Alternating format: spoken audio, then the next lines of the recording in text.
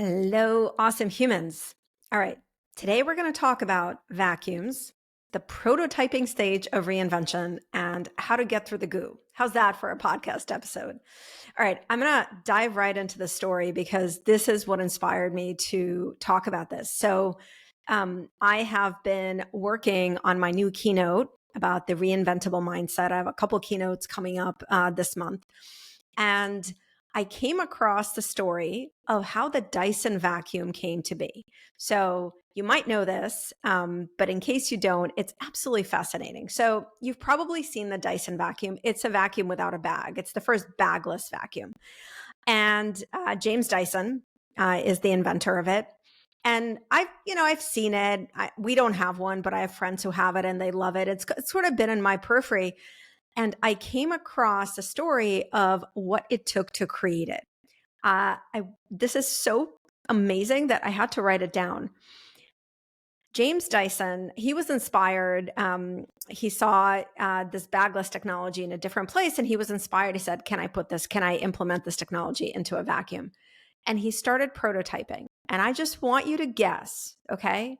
I want you to guess how many prototypes did it take him to finally create the very successful, very famous Dyson vacuum?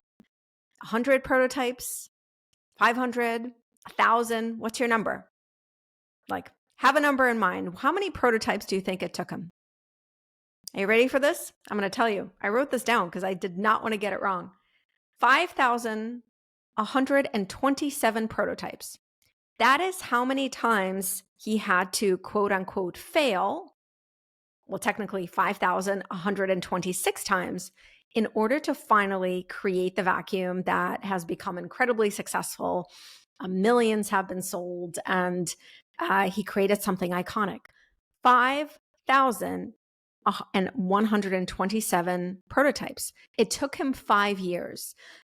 He was prototyping almost every day.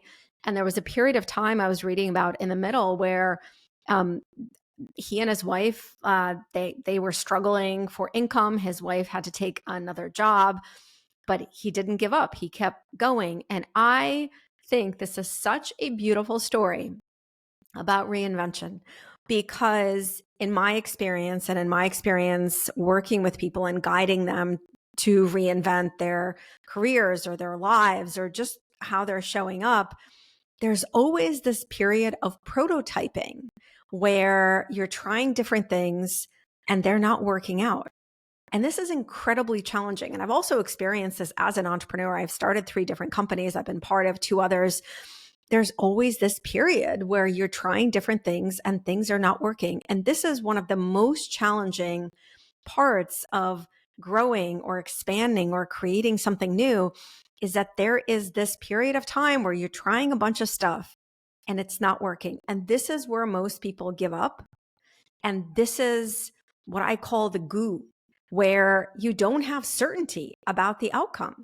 You're not sure this thing you're trying to do is even going to work out, or maybe you're not even sure what this thing exactly will look like, this next chapter, this creation, or how you're changing a part of yourself or your life.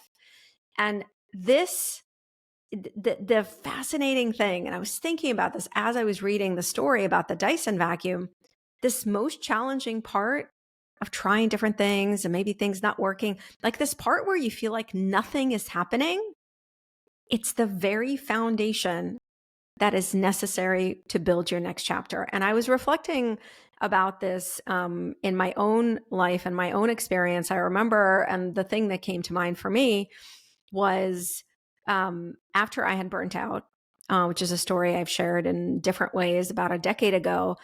And I was in this place where, I put everything on hold. I could hardly function. Everything in my life seemed broken.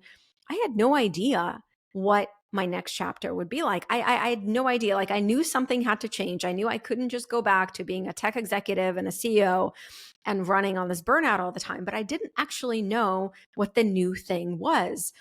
And I spent a couple years just like prototyping. That's the word. I tried different things and a bunch of them did not work. I remember, I just want to share with you, this is quite vulnerable for me, but I want to share it with you.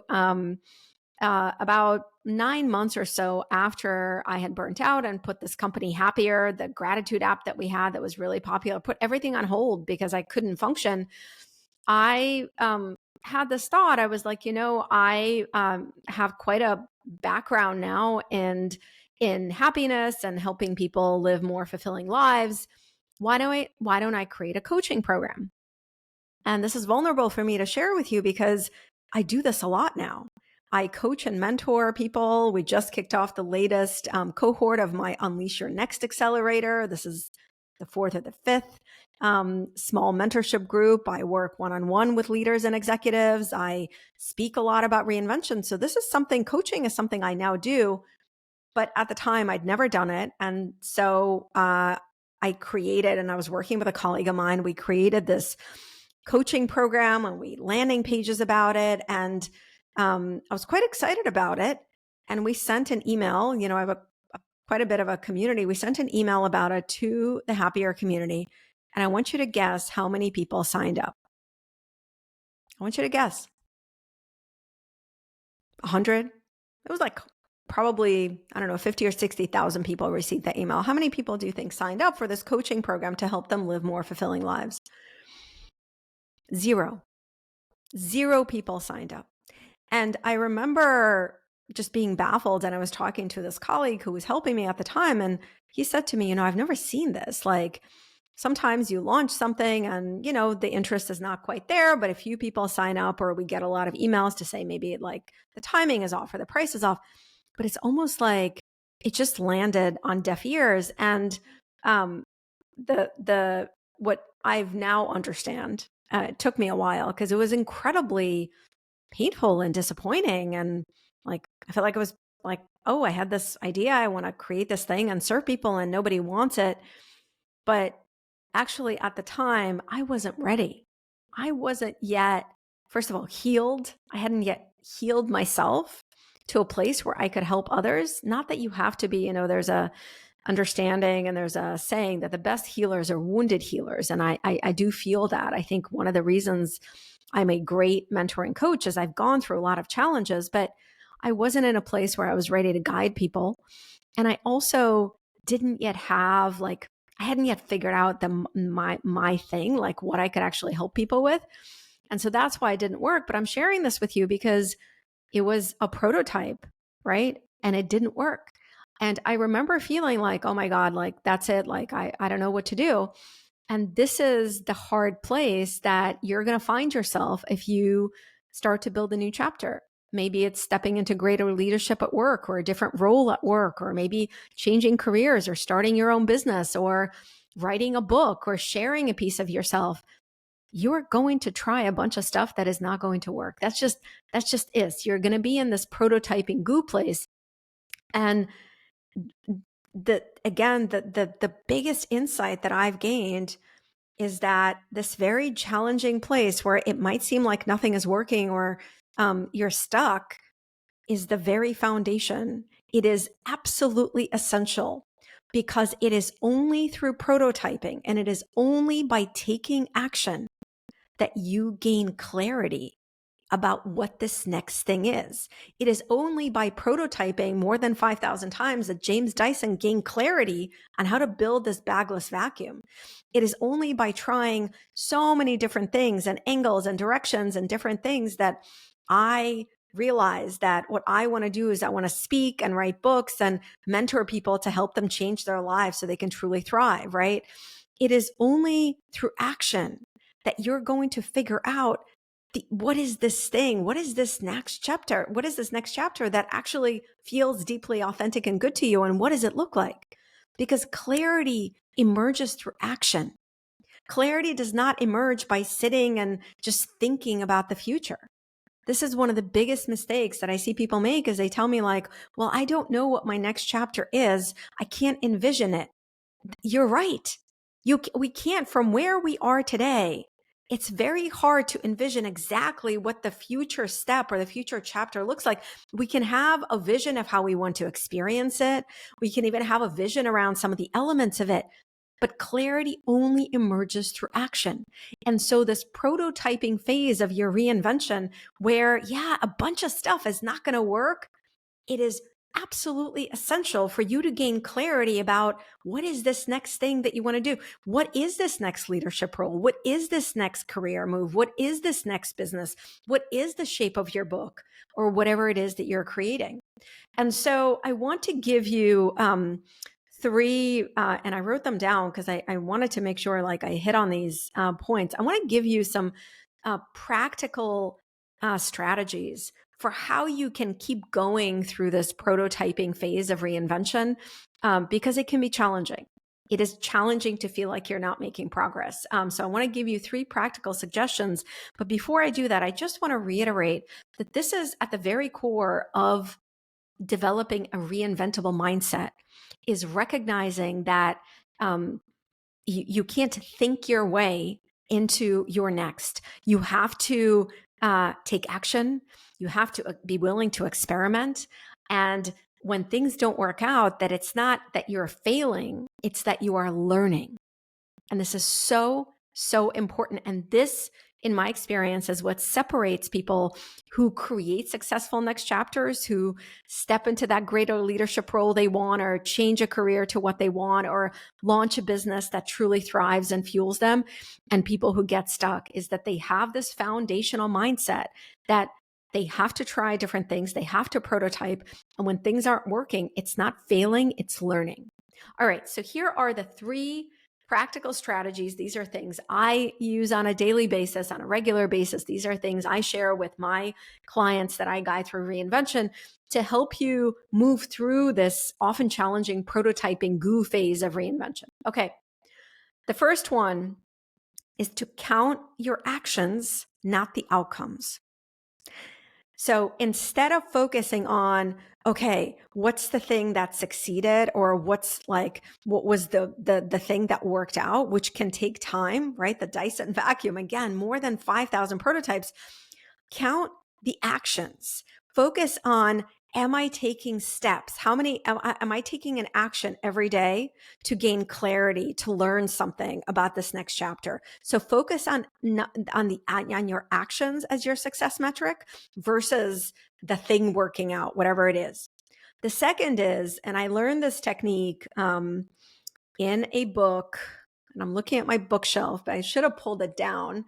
I think it is a book called 10X is Better Than 2X. Is a really interesting book if you want to look it up. But it's a technique, and the author talked about measuring progress backwards. So I want you to measure your progress backwards. And very specific way that I do this with my clients is at the end of every week, I want you to look back at the week, and I want you to write down all the progress that you made, all the actions that you took, and then do it at the end of the month too, towards working on this next chapter. So what often happens is you have this thing, maybe you want to, again, maybe it's a business you're launching, or you want to step into a leadership role at work, or maybe you're changing careers. So you have this vision for the thing that you want, and you're measuring how far you are from it, right? And that distance can feel really far because you're in this prototyping phase. You're not sure what that thing is yet. And it can be quite demotivating and demoralizing. So instead, I want you to look back and say, okay, when I look back at my week, did I gain a little bit of clarity? Did I learn something? When I look back at this month of taking action, did I learn something? Did I gain more clarity? What is resonating? So measure progress backwards is really, really, really, really powerful. And the third technique that I want to share with you to help you get through this prototyping phase of reinvention is something we hear a lot. And if you do it, it really works, is to celebrate the tiniest wins. So here's a neuroscience fact that I want you to remember. Our brain does not want to do big change, right? We've talked about this on the podcast before. The brain hates change. Why? Because whenever you're doing something new, even if it's something you want to do, there's a lot of uncertainty, and the brain hates uncertainty because it just wants to protect you from danger. And uncertainty means it doesn't know how to do that. There could be lots of danger. So your brain is always going to resist change, but your brain loves a sense of progress. It loves to feel a sense of progress. Think about And in your own experience, right? It's like even the simple thing of like organizing a drawer or cleaning up a kitchen, like you start doing it and then you get into it, right? Even a workout, like this morning I was thinking about this because I went up to lift some weights and I wasn't into it. I can't tell you that I love lifting weights. So I like went up, I wasn't into it. But as soon as I started doing it, my brain was like, yeah, I'm into it, because your brain loves a sense of progress. So when you celebrate the tiniest wins, an insight that you've had, or a conversation you've had with someone that, felt encouraging, or you felt like maybe you're shifting a limiting belief, or you're getting some clarity towards what this next chapter looks like, celebrate that. What do I mean by that? I want to be really specific. Acknowledge it. Write it down. One of the things I have my clients do is actually keep a evidence log. And I love calling it that because it makes it like very concrete. Keep an evidence log of these wins, right? Of these times where you got an insight or an opportunity came your way that is aligned with where you're going. Keep an evidence log of these small wins and opportunities that come to you and insights that you have, and regularly write in it and regularly reflect on it. And so these are the 3 techniques to help you get through this prototyping, often challenging phase of reinvention. Count your actions, not the outcome. So focus on how many prototypes am I doing versus what's the outcome.